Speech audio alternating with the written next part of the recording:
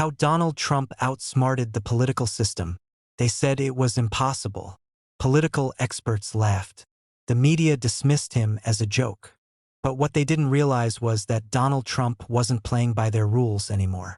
He was rewriting the entire game. June 16, 2015.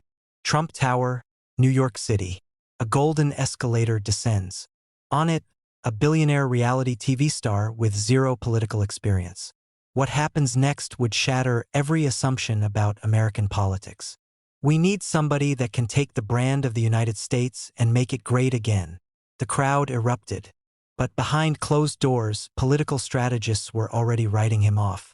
They had their polls, their focus groups, their decades of experience. They knew how this game worked. But here's what they missed. Trump understood something they never could. The system wasn't broken for him. It was an opportunity. Let me take you back.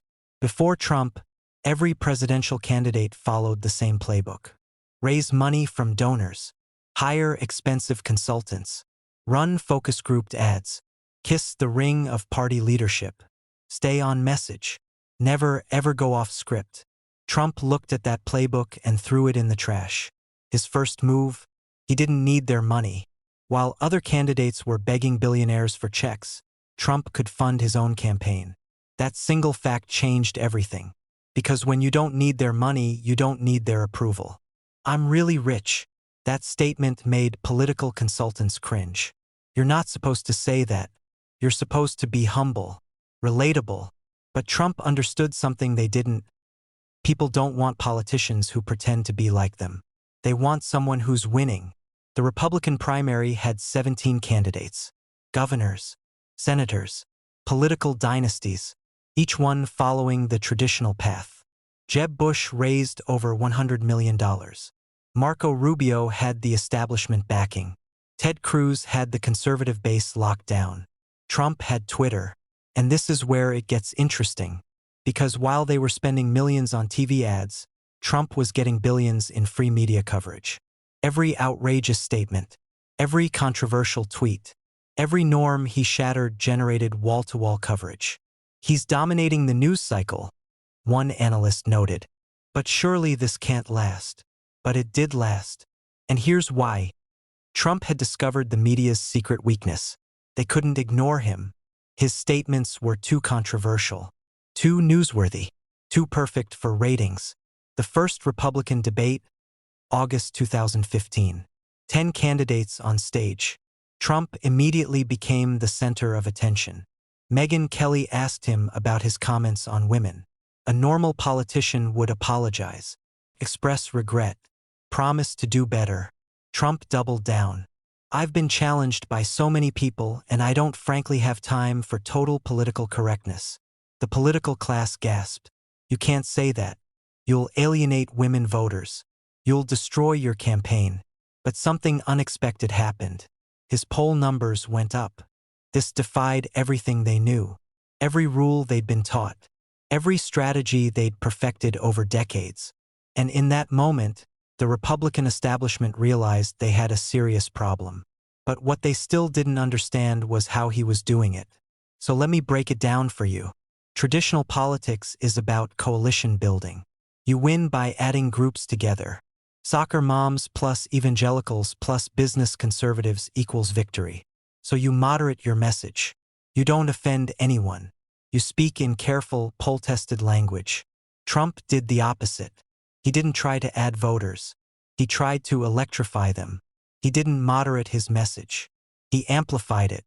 He wasn't speaking to everyone. He was speaking to those who felt forgotten. The forgotten men and women of our country will be forgotten no longer. And here's the critical insight. In a fractured media landscape, intensity matters more than breadth. You don't need 51% of people to like you. You need 35% to be fanatical, to show up, to vote, to defend you online, to drown out opposition. Trump built that intensity through conflict. Every attack from the media, every condemnation from political elites, every celebrity denouncement, it didn't weaken him. It strengthened his narrative. They're not after me, he'd say. They're after you. I'm just in the way. Brilliant. Absolutely brilliant. Because now every attack on Trump became an attack on his supporters. The bond grew stronger. The movement more unified. Primary after primary fell. New Hampshire, South Carolina, Nevada, Super Tuesday. One by one, the traditional politicians dropped out. Bush, Rubio, Christie, Carson. Kasich hung on until May, but it was over long before that. Donald Trump, the man they said had no chance, had just seized the Republican nomination. But that was just round one. The real test was coming. Because now he faced the most formidable political machine in modern American history. Hillary Clinton. November 8, 2016 was supposed to be a coronation. Every major forecaster gave Clinton overwhelming odds. The New York Times, 85%. 538, 71%. The Huffington Post, 98%. They weren't just confident. They were certain. Clinton had everything. Experience, money, ground game, data analytics, Obama's coalition, the media, Hollywood, Wall Street, the entire Democratic establishment. She had literally written the book on presidential campaigns. Trump had rallies and memes. This will be the easiest prediction I've ever made. One pundit declared on election day, Clinton wins, probably in a landslide. But something was happening that the polls weren't catching. Something the experts couldn't see, because they were looking at the wrong metrics. Let me explain. Traditional campaigns focus on persuasion. They identify undecided voters. They craft messages to convince them. They run ads. They knock on doors. They move the middle. Trump's campaign focused on activation. Find people who'd given up on politics, who felt ignored, who'd stopped voting, and give them a reason to show up. Make America great again. For words. Simple, powerful, forward-looking. It wasn't a policy proposal. It was an emotion, promise, a movement. Clinton's slogan? Stronger together. Focus grouped. Safe. Forgettable. But here's where Trump's strategy got really sophisticated. He didn't just need to activate his base. He needed to demoralize hers. The emails, Benghazi, the Clinton Foundation, speeches to Wall Street. Every scandal was amplified. Every controversy maximized. Not necessarily to make people vote for Trump, but to make them stay home instead of voting for Clinton. Crooked Hillary. 2 words repeated endlessly. It didn't matter if every accusation was proven. The impression was created. The doubt was seeded. And in politics, doubt is poison. Meanwhile, Clinton's campaign made a fatal mistake. They focused on Trump's unfitness, his temperament, his inexperience, his offensive statements. They thought if they just showed people who Trump really was, voters would reject him. But voters already knew who Trump was. They'd watched him for 30 years. They'd seen him on TV. They knew he was brash, crude, unpredictable, and many of them liked it precisely because it was different from every other politician they'd ever seen. At least he tells it like it is. Clinton's team didn't understand this. They kept thinking the next Trump scandal would end him. The next offensive comment would be the final straw. They were waiting for the moment when voters would suddenly see what they saw. That moment never came. Instead, something else was happening. Town by town, county by county, in places the media never visited. In communities the pollsters undersampled. A silent wave was building.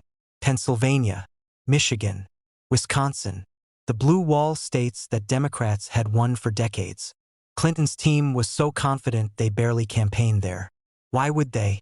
The data said they were safe. But the data was wrong.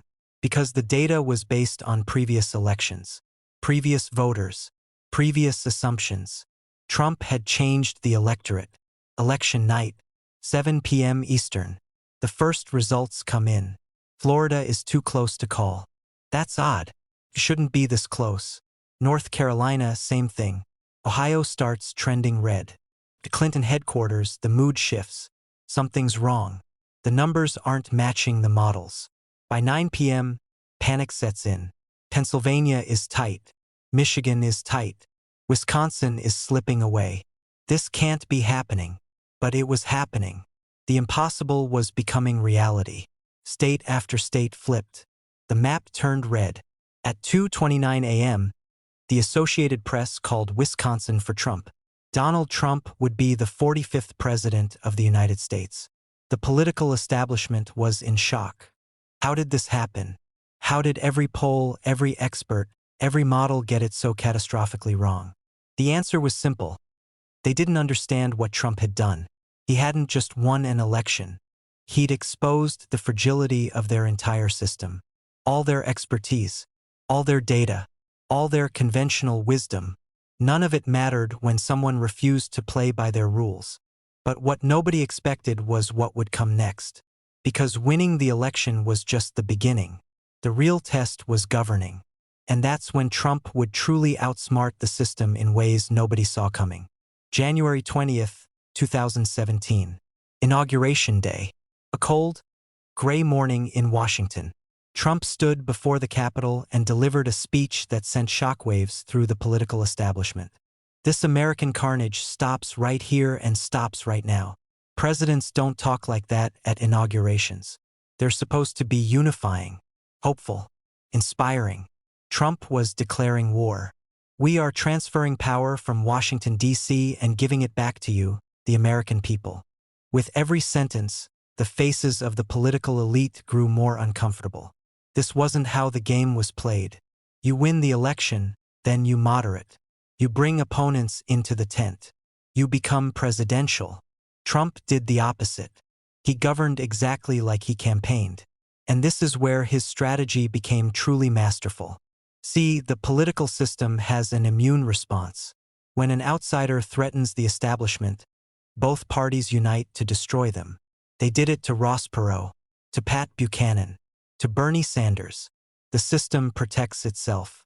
But Trump had figured out how to neutralize that immune response. And his method was genius in its simplicity. Constant chaos. Every day, a new controversy. Every week, a new crisis. Tweets at 3 a.m. attacking opponents. Policy announcements with no warning. Staff shakeups. Media feuds. By the time the establishment mobilized against one thing, Trump had already moved to 3 other things. He's playing 4-dimensional chess, his supporters claimed. His critics said he was just undisciplined, reckless, unfit for office. But here's what they missed. The chaos wasn't a bug. It was the feature. Because in constant chaos, the system couldn't coordinate against him. The media became obsessed with every tweet, every statement, every controversy. They thought they were exposing him, but they were actually amplifying his control of the narrative. Trump wasn't responding to the news cycle. He was creating it. And while everyone was distracted by the tweets and the drama, something else was happening. He was actually implementing his agenda. The Supreme Court. Justice Scalia had died in 2016. The seat sat empty. Mitch McConnell had blocked Obama's nominee. Now Trump filled it with Neil Gorsuch. Then Justice Kennedy retired. Brett Kavanaugh. Then Ruth Bader Ginsburg passed. Amy Coney Barrett. 3 Supreme Court justices. In one term, shifting the ideological balance of the court for a generation. The effects of those appointments will last decades, long after Trump is gone. But the media was too busy covering his tweets to focus on the lasting impact. The economy, deregulation, corporate tax cuts, unemployment hit record lows. The stock market soared. Whether you agreed with his policies or not, the economic numbers were undeniable. And Trump made sure everyone knew it. Best economy in American history, he'd claim at every rally. Was it true? Debatable. Did it matter? Not really. Because in politics, perception is reality. And Trump understood how to shape perception better than anyone. Foreign policy. This is where things got really interesting. Because Trump did something no president had done in decades. He treated allies and enemies the same way. With transactional brutality. NATO allies? Pay your share or we're out. North Korea? I'll meet with Kim Jong-un directly. China? Trade war. Now. The foreign policy establishment was horrified.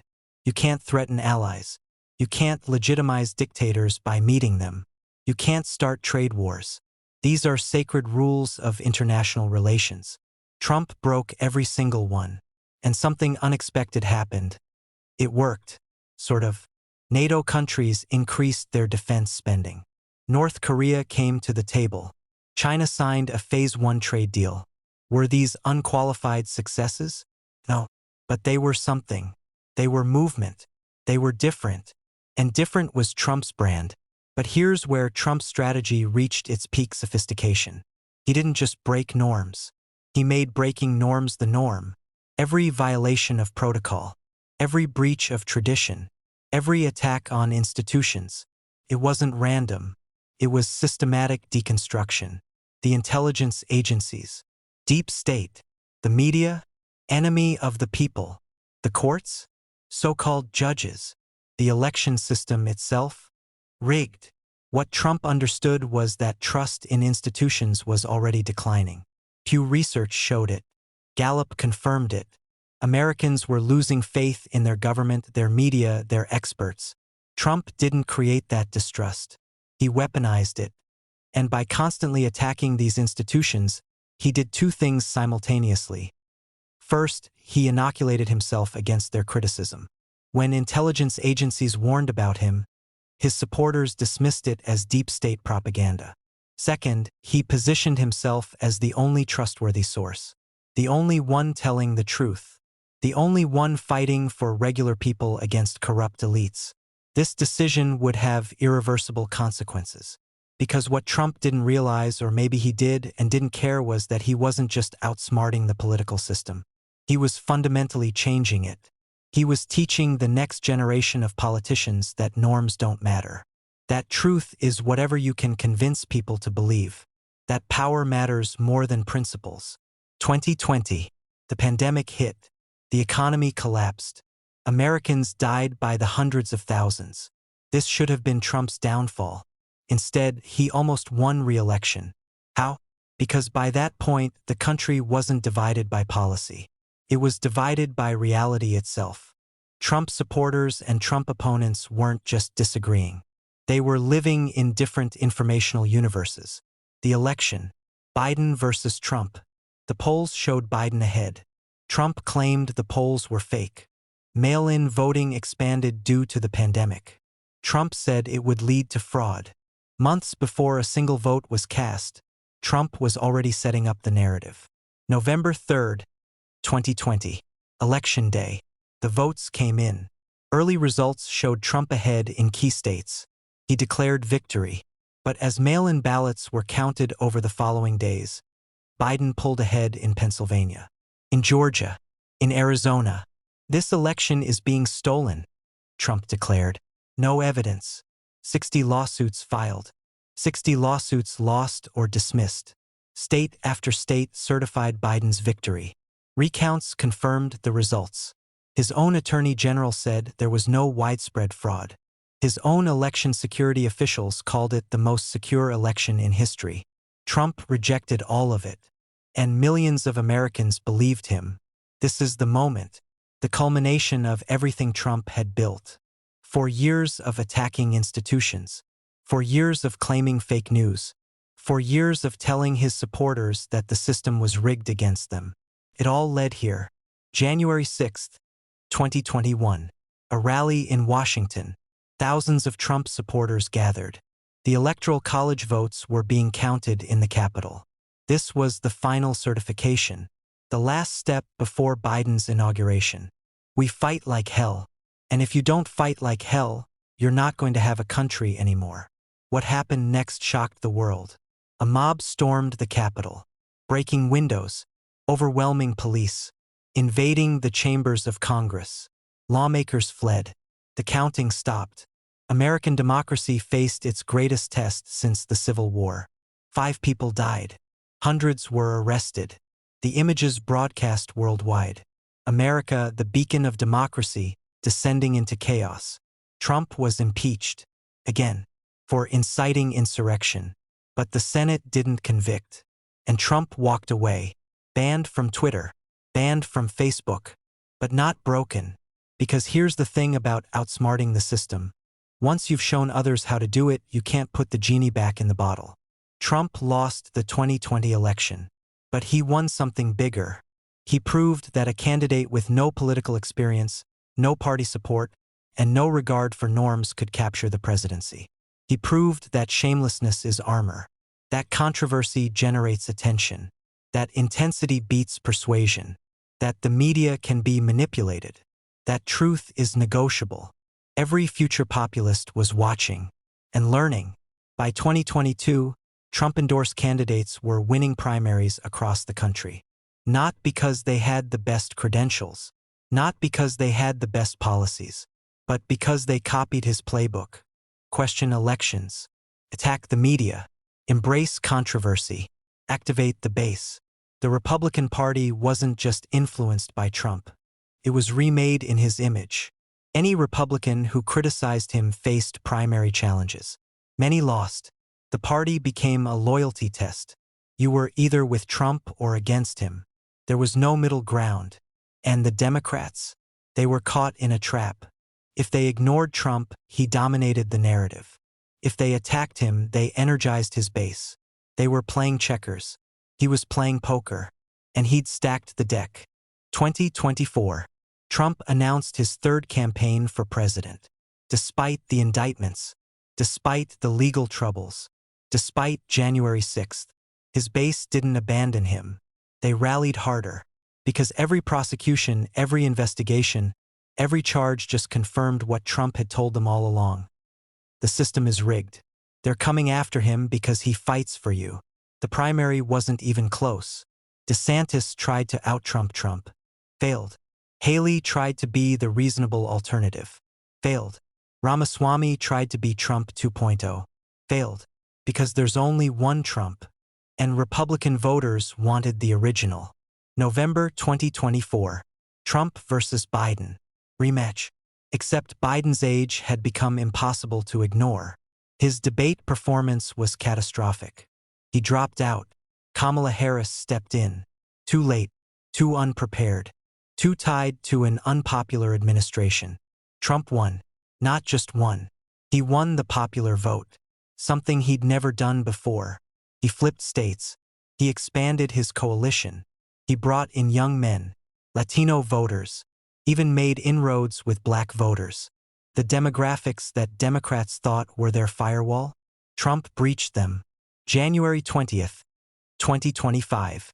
Trump was inaugurated as the 47th President of the United States. Only the second president in history to serve non-consecutive terms. The first since Grover Cleveland in 1893. And he'd done it all by refusing to play by anyone's rules but his own. So how did Donald Trump outsmart the political system? Let me break it down one final time. First, he understood that the system runs on money and endorsements. So he used his own money and bypassed gatekeepers. Second, he recognized that controversy generates attention and attention is currency in modern media. So he manufactured controversy relentlessly. Third, he realized that in a polarized environment, you don't need to win over everyone. You just need to energize your core and demoralize the opposition. Fourth, he grasped that attacking institutions doesn't weaken you with your supporters. It strengthens you because you become the only source they trust. Fifth, he understood that consistency is overrated. Chaos keeps your opponents off balance and unable to coordinate. Sixth, he knew that authenticity matters more than accuracy. People forgive mistakes from someone they perceive as genuine. They don't forgive phoniness. Seventh, he saw that traditional media's business model made them complicit in his rise. They needed him for ratings. He needed them for attention.